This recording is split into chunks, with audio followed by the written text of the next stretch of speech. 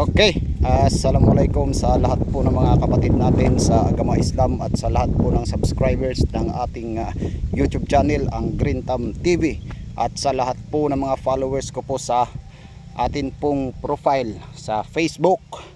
Okay, largata. So, dito mga ka-Green Thumb, nag-a-apply po tayo ng organic.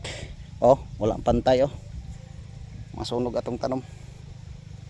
Lantawaran ng agas imintinra. Okay, land prep natin mga ka-Green Thumb ay medyo naantala ng konti, no? Yung mga damo, kung makikita ninyo mga ka-Green Thumb, ay nandyan na po, tumubo na yung mga damo. Ayan, kasi sa sobrang init ng panahon pagkatapos ng bagyong Christine, hindi na po tayo dinalaw ng ulan dito.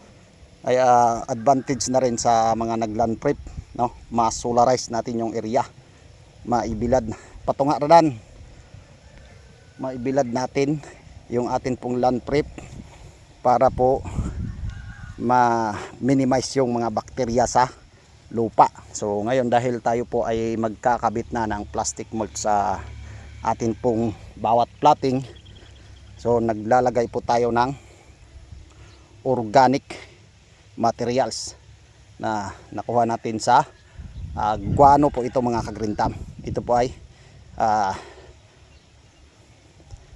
yung ipot po ng bat mga ka-Green Thumb. So sa Bisaya, itiog kulabyaw. So sa mga nagtatanong kung ano yung gamit nating plastic mulch, so ilang beses na tayo gumamit ng super, pero super na brand ng plastic mulch, pero naglipa na o masyadong rampant yung piki na plastic mulch ngayon, lalong lalo na yan sa brand na yan, no? So pasensya na po, dahil talagang na prove po natin yan. Hindi pa po nakapag harvest yung mga farmer, sira na yung plastic mulch sa sobrang nipis at hindi kakayanin ang sinag ng araw. So ngayon, sinubukan natin yung isang brand ng plastic mulch. Ito po yung made in Japan. Ito po ay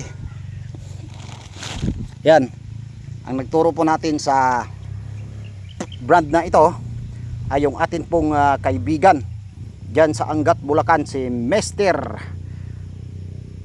Julius Albert Hison ng Angat, Bulacan. Yan, ito na po, boss, no?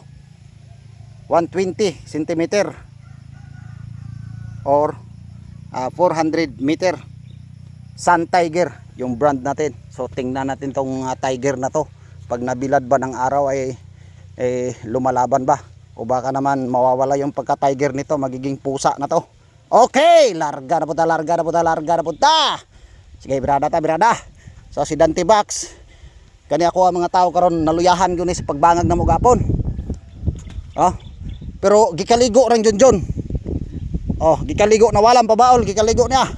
Duha ka Jonjon, gipang pamaulan gyud ni sila, pero gikaligo ra. Wa na.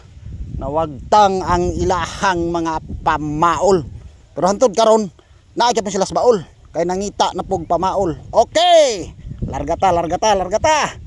So pagkatapos ng ating paglalagay po nitong atin pong organic na nilagay po natin sa gitna, ito pong guano.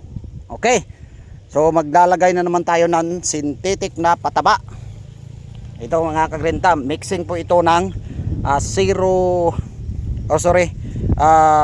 triple 16 or unique 16 at 1620. Tatlong component ito mga ka-Green Thumb. Meron din tayong urea. So dahil double row po tayo mga ka-Green Thumb, sa bawat pagitan nitong nasa gitna na guano mga ka-Green Thumb, dito po tayo maglalagay sa bawat gilid na naman. Pero hindi pa rin natin gaanong igilid, para pag yung tanim natin dito lang banda sa bandang balikat, hindi pa rin siya masyadong malapit sa atin pong tanim. So dahan-dahan lang yang i-absorb ng lupa para magamit ng ating mga tanim. Okay mga ka-Green Thumb, Ay ha na to tiwason ng atong video mga ka-Green Thumb. Shout out sa kuda sa tanang buhaya dia sa Bulwa, Cagayan de Oro City. Especially dia sa akong amigo na ko nga farmer, vlogger, crocodile ng Bulwa, Cagayan de Oro City, Mr. Kaloy Bigis Vlog. Ni action nagtakilid. Okay, larga ta.